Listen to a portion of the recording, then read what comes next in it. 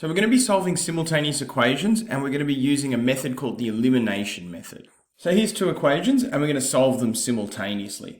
Now, using the elimination method, we really need our variables lined up and our constants lined up. Traditionally, the variables on one side of the equation and the constants on another side of the... You could do it as some other mixture, like everything on the left-hand side of the equation and just zeros here, or a constant and the x's on this side of the equation and the y's over here. But traditionally, and there's a very good reason for it, the variables on the left-hand side and the constants on the right-hand side. And the variables need to be lined up. And you can see in my example, the x's and the y's aren't lined up and the y's and the x's aren't lined up. But we can move terms without changing an equation. So I'm going to move these terms so things are lined up. And now we're going to do a thing that you've never really done before with equations. Watch this. I'm going to draw a line here, and I'm going to either choose to add or subtract one equation from another. Now, how do I decide whether I'm going to add it or subtract it? Well, the goal of doing this, one of these things, adding or subtracting, is to eliminate one of the variables. And if I add these equations to each other, watch what happens. 5x plus 3x equals 8x. Positive 2y plus negative 2y equals 0. They cancel each other out. So adding these together was the right idea. All right, finally, 12 plus 4 equals 16. And now I have 8x equals 16, so x must be equal to 2. Now, some people make the mistake of stopping here, but we've got one more. Remember that a simultaneous equation is a point on a graph where two lines meet. So we don't have a point yet, we only have an x value, we need a y coordinate. So we need to sub this back into one of these equations. Which equation? It really doesn't matter at all. Now, it will be useful if we can refer to these equations. So I'm just going to call this equation 1, and I'm going to call this equation 2. And that now allows me to say sub x equals 2 into equation 1. This is just my little shorthand for equation. All right, let's sub x equals 2 into equation 1. 5 times 2, subbing 2 into this, plus 2y equals 12. 10 plus 2y equals 12. 2y equals 2. And y equals 1. So our final solution here to this question is solution equals 2, 1. That is our simultaneous solution to these equations. So we're doing a second example here, and this is a step up in difficulty. Now this is equation 1, and this is equation 2. And the first step of elimination is subtracting or adding one equation from another. Let's see, if I was to add these together, I'm not going to eliminate one of these. 3 plus this, 2y plus this, and x and a y is not going to be eliminated. What if I was to subtract them?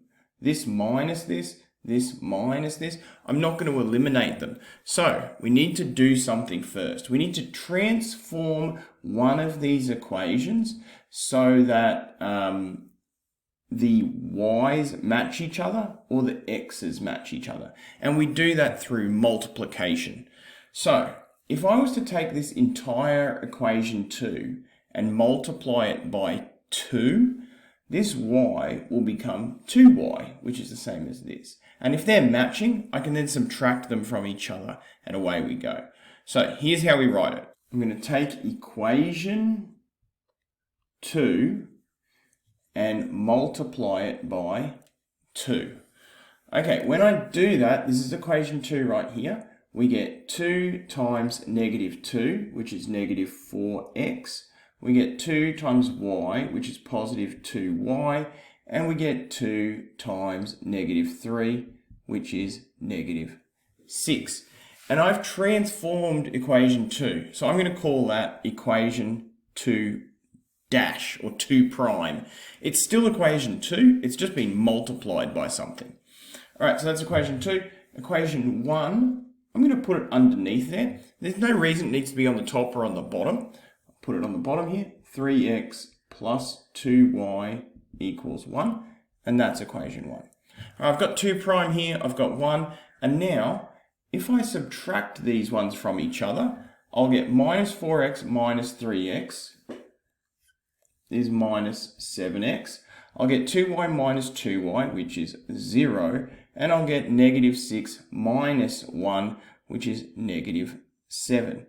If I solve this, I'll get x is equal to 1.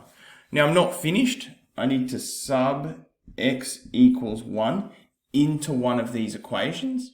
I'll sub it into equation 1. That looks like an easy one.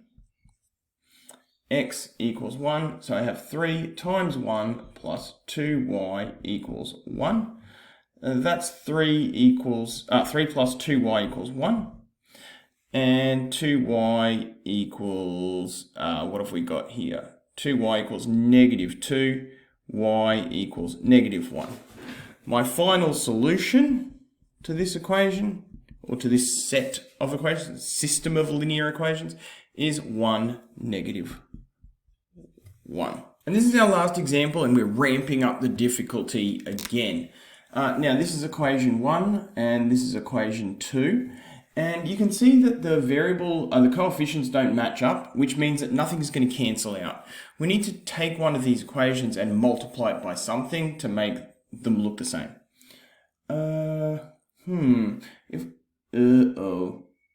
I can't do that neatly. I can't neatly multiply this by something to get up to here. I can't neatly multiply this by something to get to there. I can't neatly multiply that by something. But I could multiply both of the equations, right, to get to a common multiple. So if I took equation 1 and multiplied it by 3, that coefficient would become 6x. If I took equation 2 and multiplied it by 2, I would get up to negative 6x. And so I've got these common coefficients. So that's what I'm going to have to do. I'm going to have to do equation 1 multiplied by 3 to get to 6, and I'm going to have to do equation 2 multiplied by 2 to get to negative 6. So, super duper quickly, 3 times 2x is 6x, 3 times 4y is 12y, 3 times 6 is 18, and we'll call that 1 prime. And then we have negative 3x times 2 is negative 6x. Negative 3y times 2 is negative 6y. That's a 6. And negative 6 times 2 is negative 12. Now, that's 2 prime.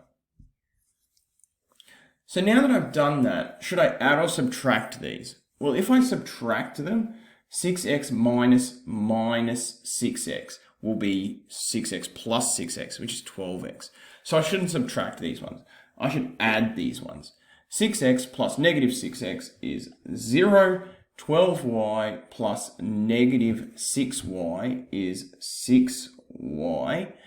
And 18 plus negative 12 is the same as 18 minus 12, which is 6. So y is equal to 1. And of course, I'm not finished here. I can sub that back, sub y equals 1 into equation 1. And I can start solving that.